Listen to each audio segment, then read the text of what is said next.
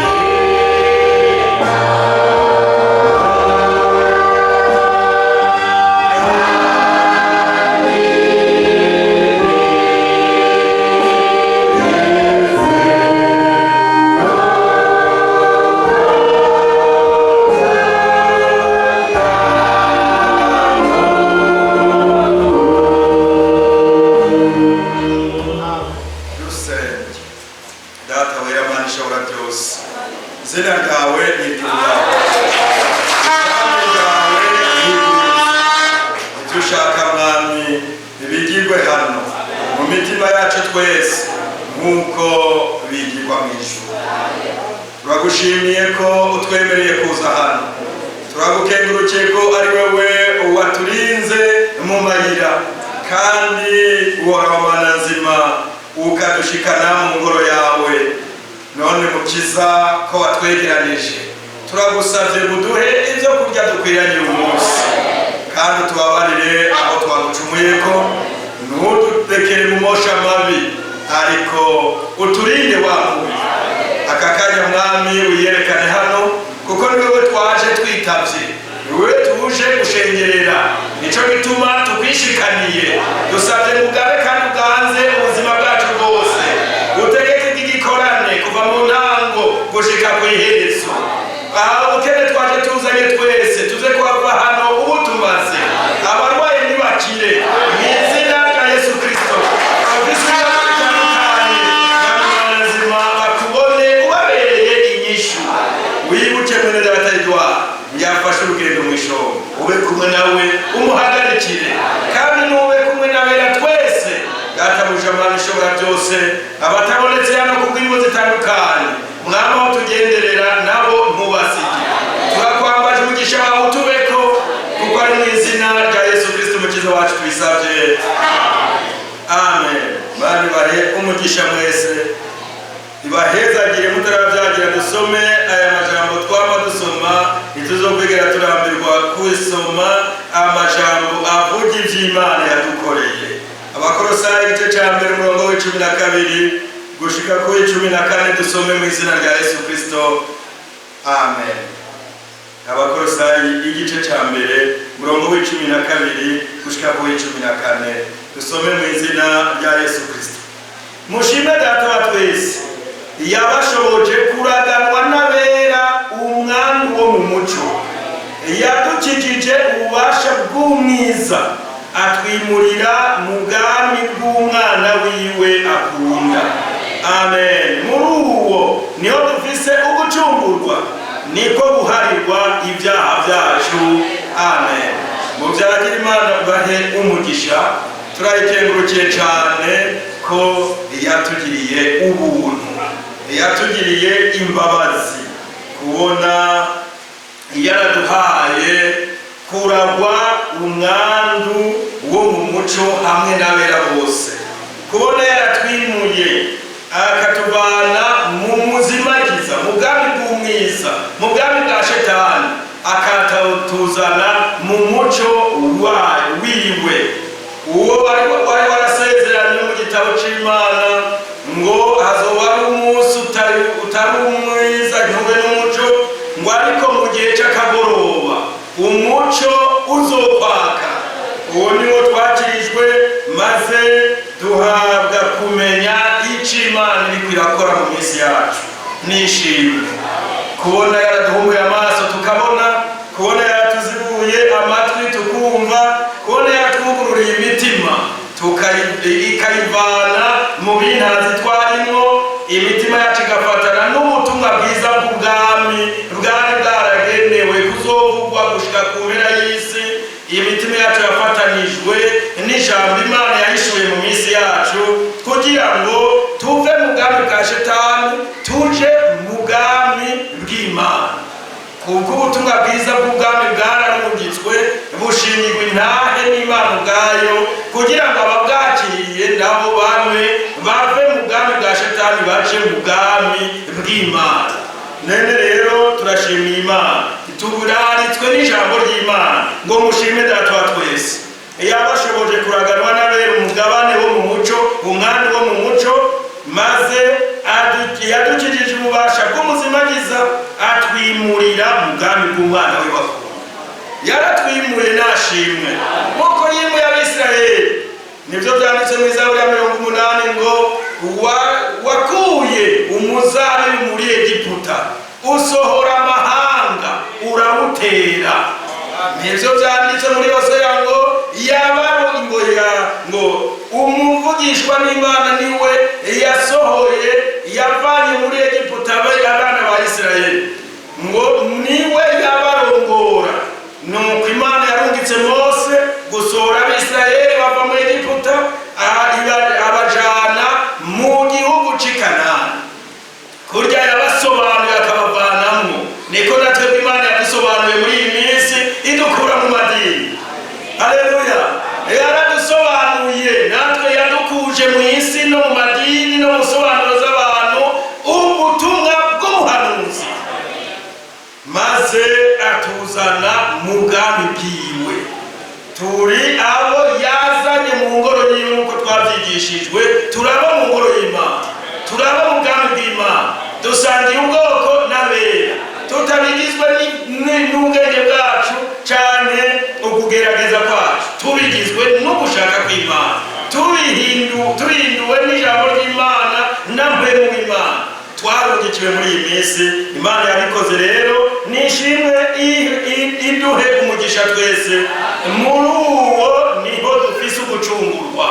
Imana yaduhaye ugucungurwa gushitse, kuko twamenyeshejwe ko ku musaraba i Golgota Kristo Yesu yarangije ibyacu byose. Umwenda wose twari ko turishuzwa yarawuturihiye, nashimagizwe ubu n'ibige byose. Imana rero twaje kuyigina, twaje kuyishikanira kubw'ibyo yadukoreye. Imana ibaheza cyane. Twaje kuyishimagiza, twaje ngo isubire inatumenyeshe ibi ibyankenerwa, kuko imaze kutwimura ikatuzana mu ijambo ryayo, izorohereza kutwimura ituvana mu iyi si tujana iwayo.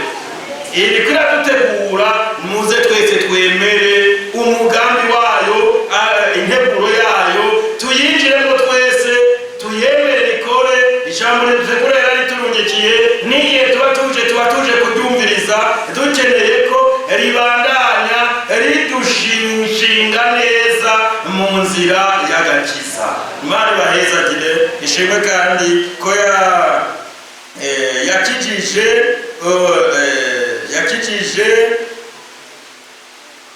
mwene data Jean Marie nabo mu muryango wiwe bari barwaye.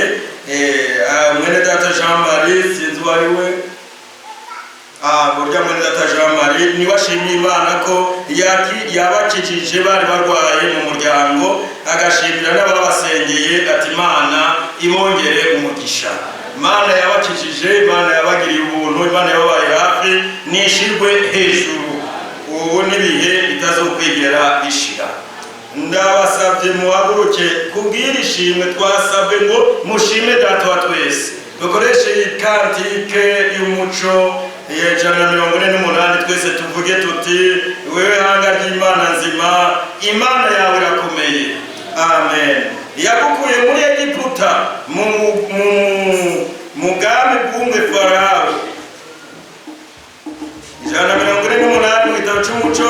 Duhimbaze Imana, dushime Data wa twese yatugiriye ubu buntu duhagazeho.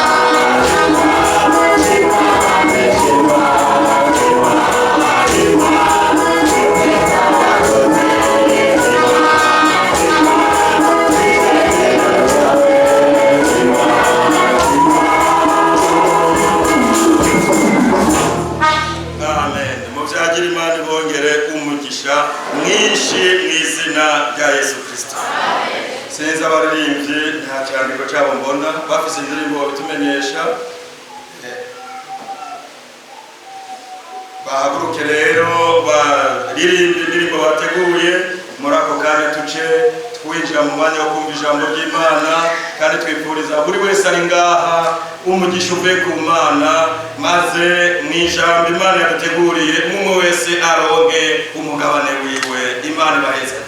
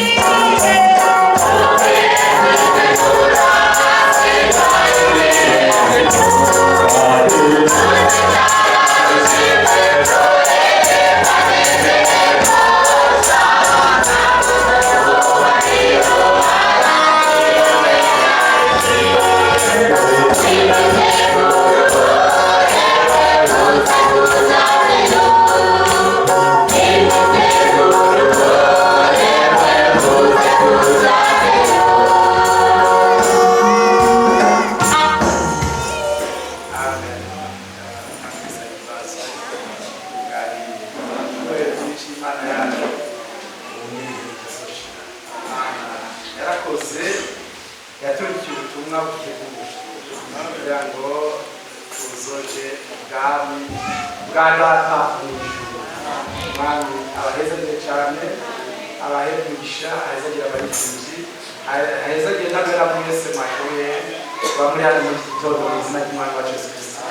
Twakiriye benda abakuru baturabise abashyitsi hano, turahera ko twakiriye ejo nabonye Mwenda Claude hariya Mwenda Claude mu twakiriye mu izina rya Yesu Kristo ashobora kukaramutsa abera mu izina ry'Umwami Yesu.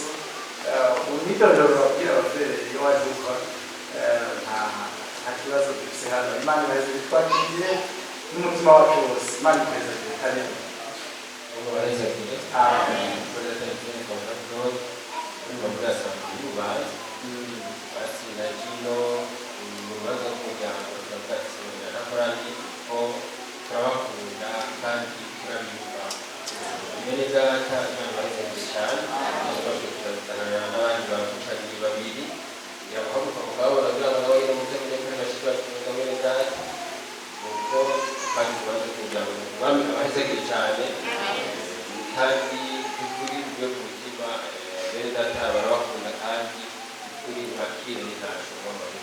amen. Mubaye nabo turabakunda bivuge n'amazina ngira ngo Claude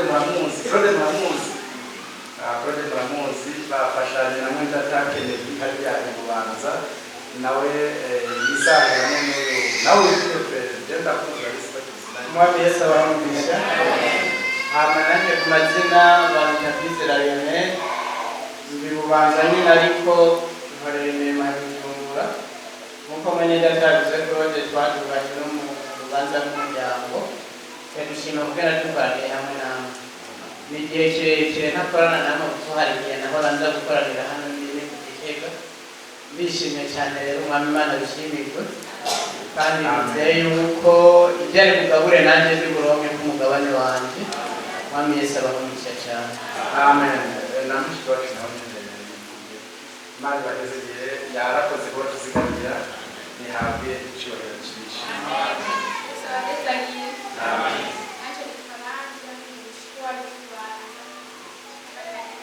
Amen.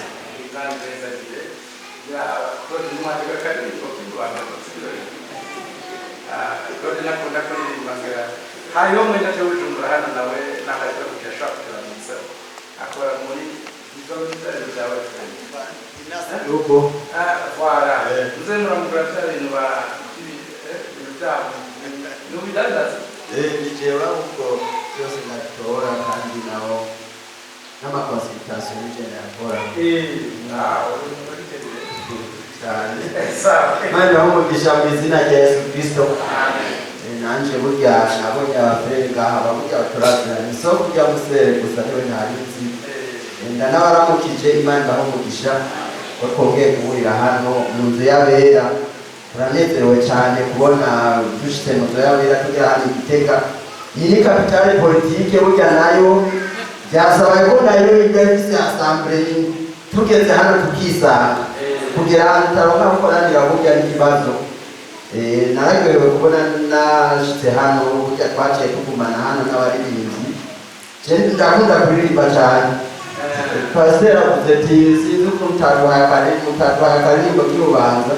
Jewe burya mba nkunda kuririmba kenshi iyo bataje cyangwa umwana niyo ndyoherwa cyane. Imana ibamugisha tuzogumana nyamara uko tuhingura urazi ibintu byose n'ubuhinga bigezweho tuzoze turafashanya na bene data cyane yicaye hano numvise babibwiye neza ndyohewe. Imana ibamugisha mu izina rya Yesu Kristo. Amen. Imana ibaheze igihe wavuze global akazina nitwa Nyirikira Gregoire. sinzi ko ari ashaka turamutsa bahari avuga natuse Imana ibamugisha ibaheze igihe cyane karibu. Amen. Mushiki wanyu muri Kristo abibwenge barazine kuramutsa mu izina rya Yesu. Amen. Igiye kuza ndakoranira ngaha kurani Yesu abamugisha Igiye kwigare muri EST agwara haya kwa George. Sawa Imana ibaheze igihe uze muri ivuga tubamenya ni Abimana Josiane. Josiane. Imana ibaheze ngiye dufise umufurere yaguharanye n'umuryango witwa Jean Marie hano. Muzoze murahamagara abansi ni mu Alexis. Turabisagira urandi telefone z'abansi. Ahantu bazibone abarwayi bazoze barahamagara turi babandi baza baratembera mu mihana baje no kuvuga cyo tukamenya kunzu kene mwaraye ariko umuntu bakamenya tuzokwitana. Bibiliya mbere ivuga ngo abansi bagende aho kugira ngo abarwayi bahamagare abashashe kwa ze murahamagara abashinga n'ibishengero mubahamagare niko mubahamagare babasiga bamukarera babasengere muze murabahamagara babasengera niho tuzoza turamenya naho muba. Imana ibamugisha nisha n'umushiki wacu hano. Imana muheze ndi karibu muze muratanga n'amadirese yanyu kwa diake urashaka kuvugira aho nese nta kibazo. Amen. Voilà. Mama nanje natemba iyo Uganda mutana Kiganda amajane Uganda hajya Imulanga amakazina kaji amazima na Violet amarandi narisanzwe sengero yitwa Church of God marenda bara Imana ibeza cyane. Natwe turabana n'Imana isumba byose nta dini na rimwe turimo twihanganire ubwe neza. Imana igumugisha ariho n'undi mwanya cyakugana hano araza kuvugana muraza kuvugana twari giheze nawe nyine ava community yaza yigiye kuvugana ni Kiganda yagutse voilà. Imana imuheza cyane. Manishi Amen. wali muturu kazina kabisa matande nitwa Lekima na karibu. Imana igumugisha nawe ukorera ino cyangwa kusubye kusubira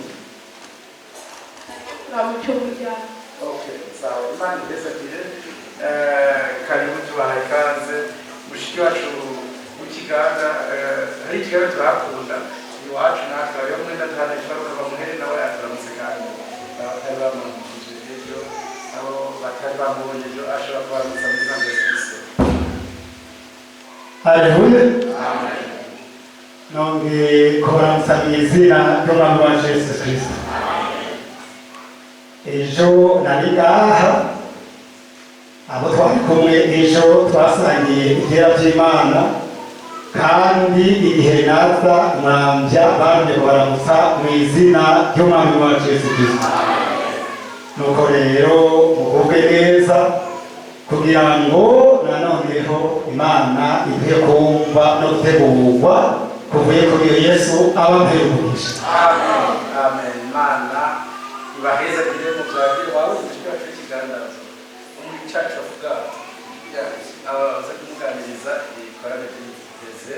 Imana ibaheza umugisha twishimiye cyane ihabwa icyubahiro kandi twishimiye ko ikategura kuzoyisanganira ikintu sinzi uko twakivuga ariko icyo tuzi nuko Yesu azogaruka aze kudutwara iwe aho yaduteguriye. Dukoranye ngaha rero nk'abantu bazohateba twakoraniye twihuta ushaka kuja iwacu niyo twifuza. Ibivuga mu Jesu ya 2022 ngo baravuga ngo urakaza Mwami Yesu nawe ati ego ndaza vuba. Imana ishimwe ubuntu bw'Umwami wacu Yesu Kristo bubane namwe mwese kuba bitunze muri twebwe icyifuzo gisumba ibindi byose nuko Yesu Kristo yogaruka akatuvana hano mu isi. Ariko mbere yuko agaruka hari ibimenyamenya ko bitwereka ko azoza gutora nuko hari ijambo azorungika nuko abaririmbyi baririmbye ngo ikimenyamenya cy'uko agiye kuza nuko hari ubutumwa bwiza buriko buravugwa mu isi yose kandi ryari isezerano. Umwami nimurabe mubanze murabe neza ingene bimeze. Imana iri mu ijuru yari yabiteguye neza iri sezeranira twese yari tuzi mu maso hama ari twebwe isezeranira iryo sezerano yari sezeranira batwitanye imbere intumwa nabo bari bafite ibyo basezeraniye ariko yari isezeraniye twebwe yari izi iyi famiye y'abera mbere y'uko nza kubatora nzobanza barikira ubutumwa bwiza bw'ubwami buvugwe mu isi yose ubera icabona amahanga yose abo yariko arabibwira bari twebwe iryo sezerano ryaratwe Imana ishimwe. Frere yasomye amagambo meza ngo mushime data wa twese.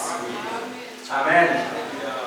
Yabimuye yabashoboje mwabisomye neza yadushoboje kuraganwa nabo dore kuvuga ntiturajayo ntiturababona ariko imbere yayo niyo turi ngira byoshe kumva imbere yayo imbere yayo niyo tubona ifata niho turi nubwo tutarashikayo yo yarabikoreye cyo cyatumye umwami wacu agenda igorogota apfa kugira ngo duhabwe iby'ibyanditswe byose byatuvuze twarabihawe n'umugabane wacu umwami Yesu ahimbaza. Sebweke turacibona ngaha turwara ariko uziye kubona twicaye ngaha indwara zacu zose zarakize ibyaha byacu byose twarabihari.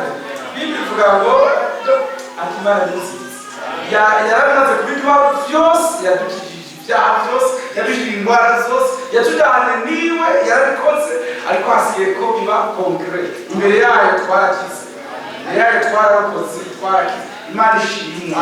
Amen. Bibiri dushizeho umurongo wa 14 ngo muri uwo niho dufise nous avons déjà le pardon des péchés muri uwo niho dufise urwari rw'ibyaha byacu mwami ahimbaza. Amen. Imana ishimwe.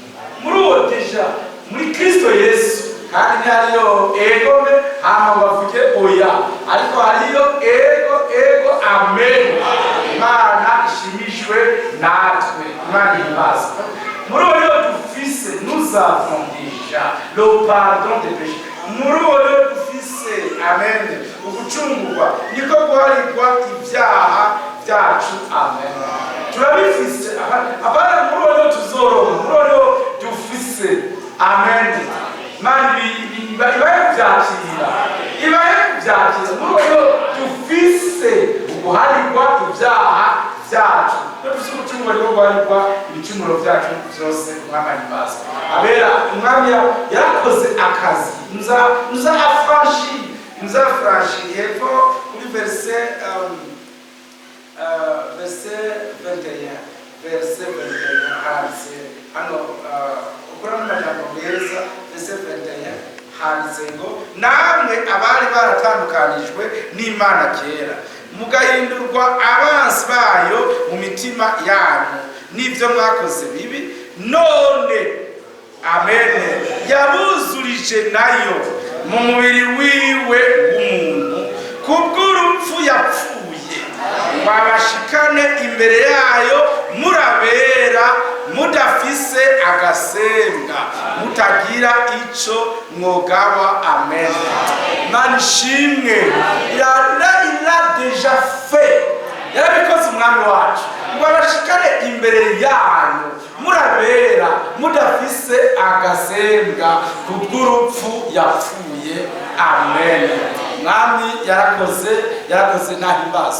nahimbazwe aya majambo umwami wacu yavuze muri Jean chapitre 10 mutumwa bwiza bwa Yohana igice cya 10 nabikuri ahiye Biblia ivuga ngo yatanze ubugingo busagutse. Amen. Ini vie en abondance. Imana ihimbazwe.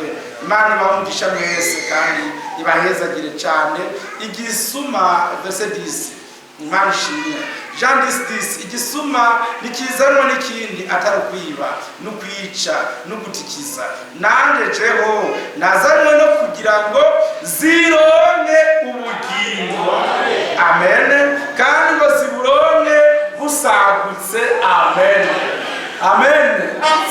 Duhabwe ubuzima busagutse apana ubuzima bwacu bwo busanzwe bwo mu murime la vie de Christ ubuzima bwa Kristo turonye ari bwinshi busagutse. Umwami ahimbazwe yarakoze nashimwe. Nibyo twizeye nibyo biziritse imitima yacu nibyo dufise imbere y'Imana isumba byose nibyo umwami yaduhaye kandi yarakoze. Imana ishimwe. Frère Paul yavuze amajambo meza cyane yo muri Timote, n'amajambo namwe murayakunda. Yo muri Timote wa mbere amajambo ni meza rwose, ati ariko Adamu siwe yahenzwe. Muri 1 Timote wa mbere, 1 Timote chapitre 2 cye cya kabiri handitse amajambo meza ku murongo wa 13 ngo kuko Adamu niho turi 1 Timote chapitre 2 verset 13, kuko Adamu ariwe yabanje kuremwa hanyuma Eva, kandi Adamu siwe yahenzwe ariko umugore niwe yahenzwe agwa mu gicumuro. Amen. Merci Seigneur. Imana ishimwe kandi himbazwe. Ishimwe ku murongo abagore baramubarire. Sindiko ndabavuga nabi mubabarire cyane, ariko Bible ivuga byiza gusa.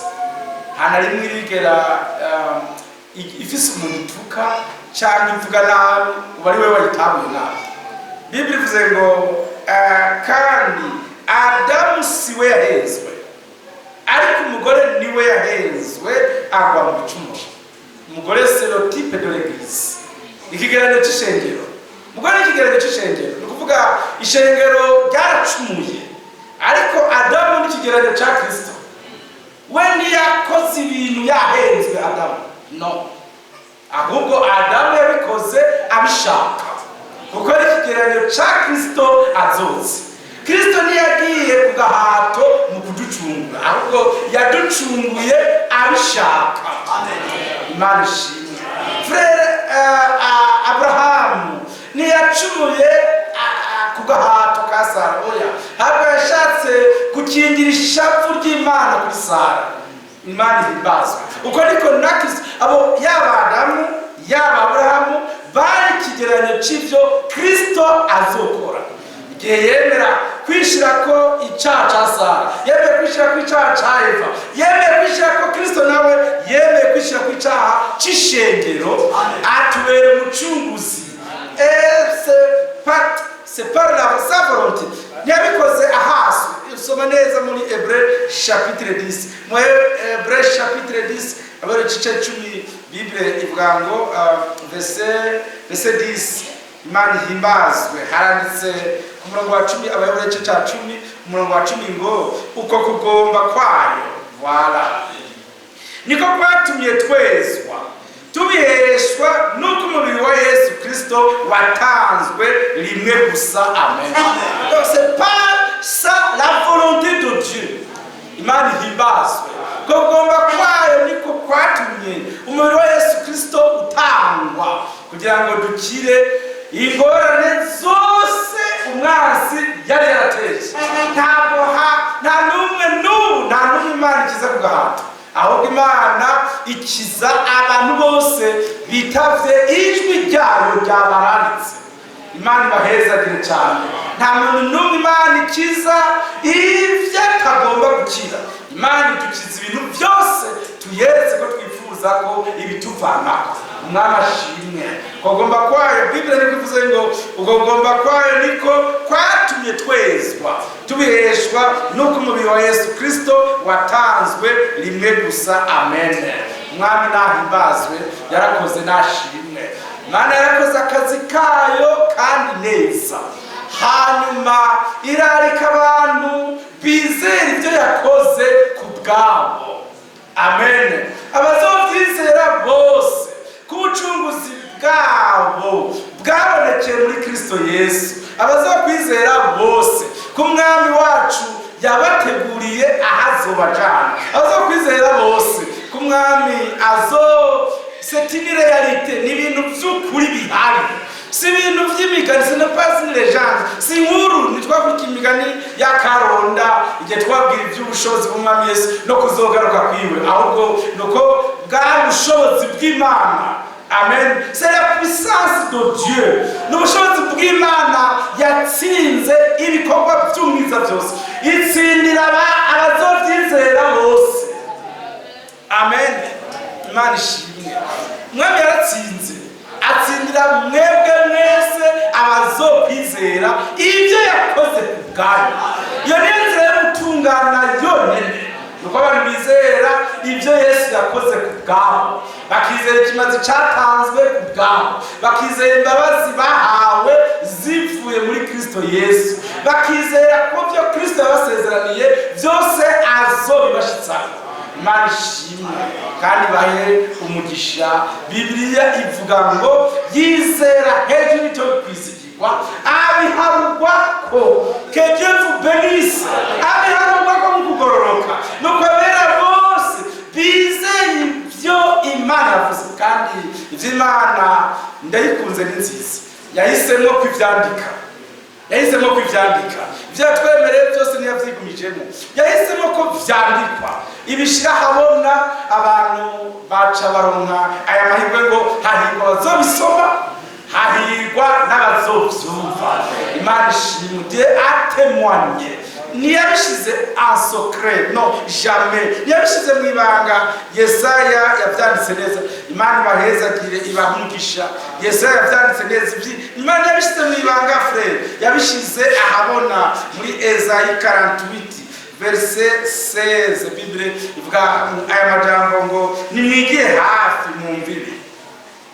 Esayi 48 verset 16, nimwigire hafi mwumvire, were mwitanguriro naho navugiye mu mbisho. Jamais habwo Imana yabishyize ahantu hari clair habona. Amen. Kugira ngo umuntu wese azobisome abyizere. Imana ibahezagire. Lize frere, nimwigire hafi mwumvire, were mwitanguriro naho navugiye mu misho, were aho byabereyeho. Amen. Nariho kandi none Uhoraho Imana antumanye namwe muwiwe. Amen. Imana ishimwe. Amen. Verset 17, uku ni Uhoraho umucunguzi wawe, wera w'Abisirayeli agize ati, ni jewe Uhoraho Imana yawe mwigisha ibikugirira ikimazi.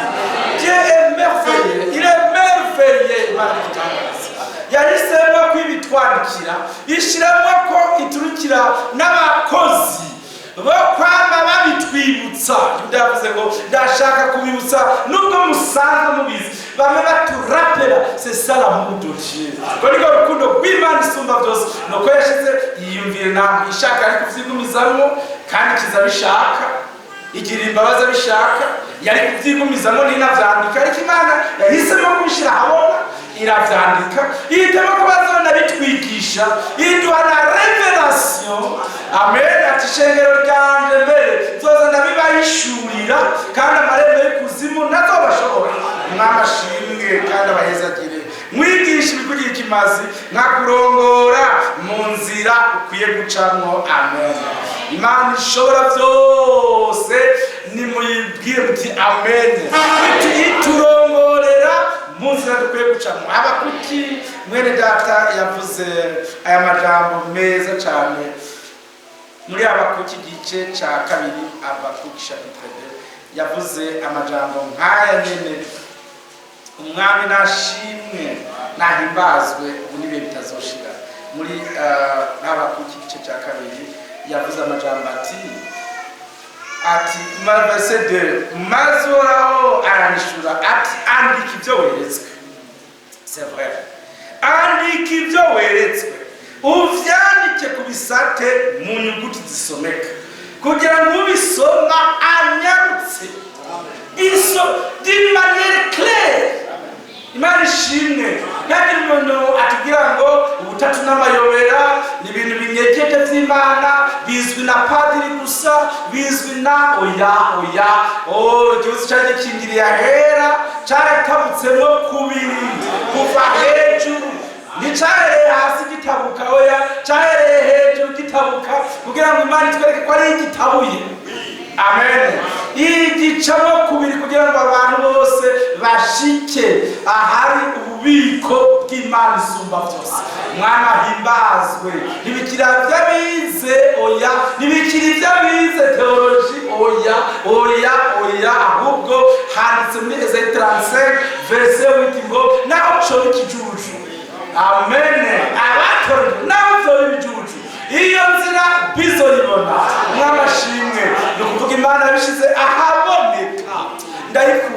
guhimbaza yabishyize ahantu hagaragara umuntu wese bivuze ngo andika ibyo weretswe akandika ibyo weretswe uvyandike ku bisate by'inyuguti zisomeka amen kugira ngo ubisoma anyarutse kuko ivyerekana verset 3 bifise igihe vyashingiwe kandi oui c'est vrai oh merci Seigneur buri gihe cyose umwami Imana yamafise umugabane w'ivyanditswe yageneye abicugiye hari ibintu byo kwa Nowa tutohava twubaka ubwato ngo tubeshe abantu la parole de l'heure le message de l'heure bwitwa ubutumwa bw'igihe kuko muri mw'ivy'Imana yateguye kuzoshitsa muri iki gihe ntabwo ari n'importe ko nitwizeye ibyo byose ngo tujyane abantu ku kiyaga gitukura tubarogeyo ngo bava bambuka twubake ubwato basesagura amafaranga yabo no iya message de l'heure hari ubutumwa bw'igihe amen bwanditswe muri Bibiliya buri mw'ivyasezeraniwe iki gihe nicyo gituma bwitwa ubutumwa bw'igihe Imana yarungitse kandi abiki gihe batoranijwe nivyo bazizera Imana ibahezagire cyane ibahe umugisha mwinshi que Dieu vous bénisse Mwami ashobora byose abahezagire abatoranijwe naho byo bijuju iyo nzira ntibizoyibura Umwami azoyibereka numvirije predication ejo umukobwa yitwa Sara wa Frère Branham ariko yagize ibibazo yararongoye muri Amerika y'Epfo baherukana na Frère Frank akiri umwana hanyuma agira inzozi ararota yafise ibibazo byinshi Imana iraza amubwira ngo genda urondere umuntu yitwa Frank Wycliffe genda bari urondera nandi nimvire ndatangara cyane ingene basaza biwe bari mu bintu by'amatonere bose bari mu bintu byo kubandana ibintu bigoye cyane bana Frère Frank ariko Imana igasanga muri Amerika Latine hari epfo isanga y'umukobwa Sara wa Frère Branham iramubwira ngo genda azokwishura ibibazo byose ufise maka genda no mu Budage Imana Frère Frank mu prediction no musibaza kubyumva akafata kandi ibibazo vyiwe byose Imana yaravyishuye Imana ihimbaza yemeje mbashimiye ko Imana yakoze akazi exceptionnel kadasanzwe muri épouse de Jésus-Christ yakije umuco w'umunyonga hayo amen idushitsako ivyo yaratuvuze ko byagenewe iki gihe iyo babibwira ngo bari ari kuvyizera iyo babibwira ngo bati nzobarikira Eliya umunsi wambaye kategotaje Nowa ivyo navyo ari kwemera uko kwizera ntiyakuremanywe ko kwizera Eliya azoza oyaye iyo bamubwira ati kuko ninde mushumba w'ubwenge wo kwizigirwa azo Frère Mose iyo predication yari kwemera yari uko kwizera ntiyakuremanywe oyaye ahubwo hari abagabo n'abagore muri 2026 baremanywe uko kwizera ivyo vyanditse abo ni Imana yegeranije bakora mu madini atandukanye ngo bizere ivy'Imana ikirakora ikintu s'il vous plaît bileze bibakure mu mwanda wose uhere ku nyigisho mbi ubwo butumwa bwiza buzoza buzirukane uzisende zose zibapfemwo amen usubire ku ngeso mbi ijambo ry'Imana rizotweza ibikorwa bibi riduhe gukora ibikorwa byiza bigororotse by'umwami wacu Yesu Kristo ritweze kamere yacu maze inzuzi z'amazi y'ubugingo zitembe mu mitima y'abatoranyijwe je répète Bible ivuga muri Jean 7:38 ngo niwizera nk'uko ibyanditswe bivuga by'igihe cyawe inzuzi z'amazi y'ubugingo zizokwama zitemba mu mutima wawe oh merci Seigneur Imana ibahezagire Imana izibure amakano yose Imana yazibure ubuzima bw'Imana butembe mu batoranijwe mu mitsi yose hose mu byiyumviro mu bwenge mu mutima mu byo twifuza kugomba kwacu kube kugomba kwayo Imana ibahezagire kugomba kwacu yagira ibyo twe byacu bibaho dupfe ku byacu tube bazima ku byacu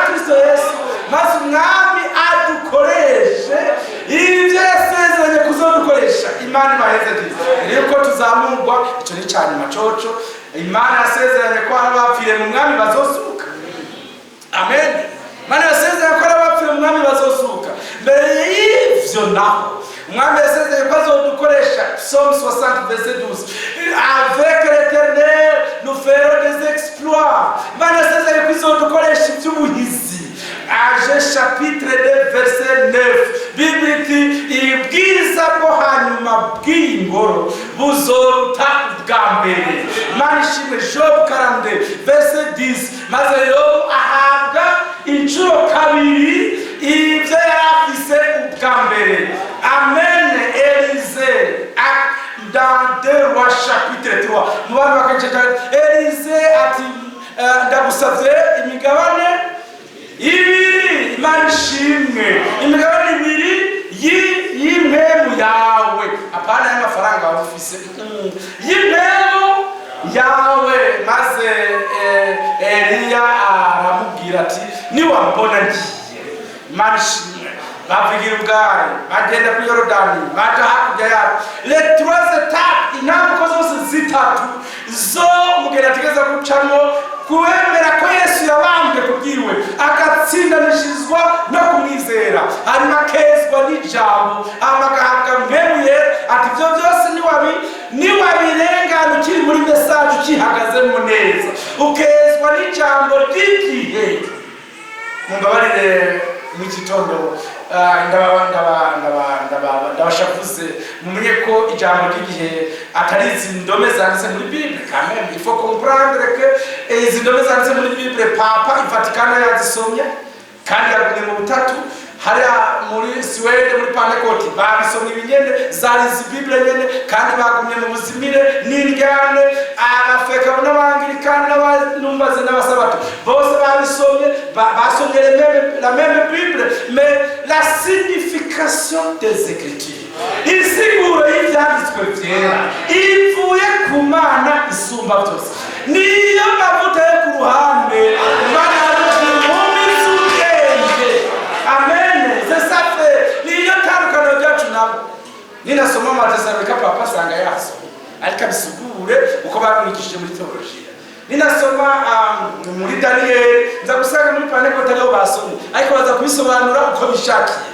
Frère, Bible ivuga ngo ivuga amajambo yo muri Matthieu chapitre 15 verset 13. Bible ivuga ngo igiti cyose data atateye azokirandura. Imana ishimwe. Inyigisho yose itavuye ku Mana, insiguro zose zitavuye ku Mana, umwami azozibara azozikubura azivaneho. La parole de Dieu prévaudra. Jambo ry'Imana rizotsinda rizosigara ryonyene. Umwami arima hatanga ijambo hazoherukira ijambo. Imana ibahezagire. Yene frère ni turi muri babandi uyu munsi basengera hano ejo bazoja kuraba aho batamba naho hanyuma ikindi gihe bazoja kuraba aho sinzi ibindi bagira ariko turi muri babandi Imana yararitse iturarikira kuja kuri Kristo Yesu wenyene. Nous ne quittons pas de l'assemblée à une autre, d'une église à une autre. Non frère, nitwimuka tuva muri ryo muri no turi muri abo Kristo yararitse dufatanye n'ijambo ry'igihe. Nari inzu yose yuka tuzogumana na Kristo, nari intebe zohera tuzogumana na Kristo, n'abafere boduta tuzogumana na Kristo, nari ibintu byose byohinduka tuzogumana na Yesu Kristo. Niwe twafatanye nawe ubutakivana, twafatanye nawe utakivana kandi uyo niwe tweza kondeho. Imana ihibazwe. Mwaguruke tumusabe tuti Mwami nugeze ubuzima bwawe butembere mu mutima wanje. Ntagira ikintu na kimwe cyo intambamyi oya ahubwo byose bimvemo Umwami arahezagire byose bimvemo. Mwami nabinyize abinkuremo muri kano kanya. Imana ibahezagire.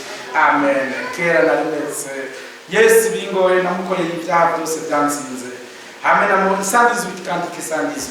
Imana ibahezagire cyane. Amen. Amen.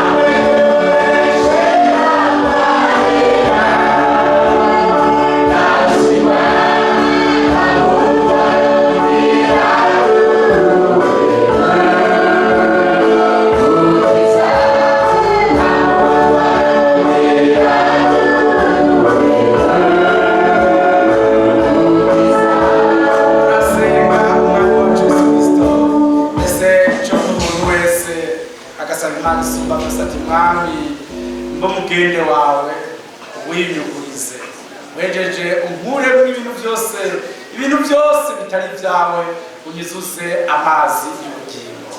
Imana ishobora byose bibahe mwese niyisengere ku Mana asaba ati cyobuze ubushobozi bwawe gutemba muri jewe nukimvane mu mwami cyose kimberemo maze Imana ishobora byose yiteguriye kudukoresha vuba n'ibyo yakoresheje umuhanuzi w'igihe cyacu, yiteguriye kudukoresha vuba ibyo yadusezeraniye ibidushitse ibanze twese idukuremo ibintu byose n'ubisaba Imana frere.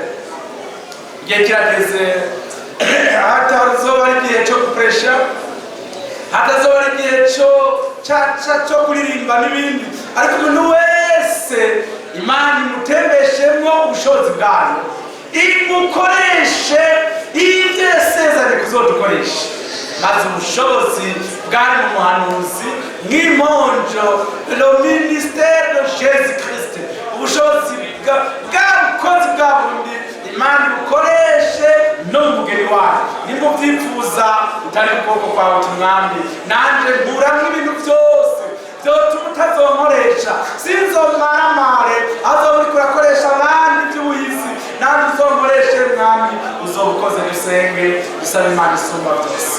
Data wera Imana ugororotse, turagushimiye cyane rwose mukiza kutwemereye kumva amajambo yawe mwami, atwibutsa ibyo wadukoreye i Golgotha, atwibutsa ibyo tubikiye mu ijuru. Data ugororotse urakoze, ndagutakambiye umutima wanjye wose uzuza ubushobozi bwawe mw'iyi assemblée, ubakoreshe umwe kuri umwe ibyo wageneye kuzomukoresha, byerekana ko ari wewe uri ku ruhande rwacu mukiza, byerekana ko twagumanye n'ijambo ryawe hamwe barita bose bakubaka amadini. Mwami dufashe dushoboze, utwezeshe ijambo ryawe, utwezeshe ezobo natwe turera derere, udukize wa mubi. Seigneur turagusavye turi imbere yawe, uturinde kugumana igitutu l'ombre, kandi mu ijuru huzuye iby'ukuri. Turagomba kw'iby'ukuri ari byo bitubamo umukiza. Mwezagire assemblée yuzuze kwishitsamwo ibyo wayisezeraniye, ubwiza bwa Shekina bugaragare, maze umuco wawe ukayangane, ko tubigusabye tukwizeye mu izina ry'umucunguzi wacu Yesu Kristo, amen amen. Mwami Yesu abahezagire, badushimireho kandi ndabasabye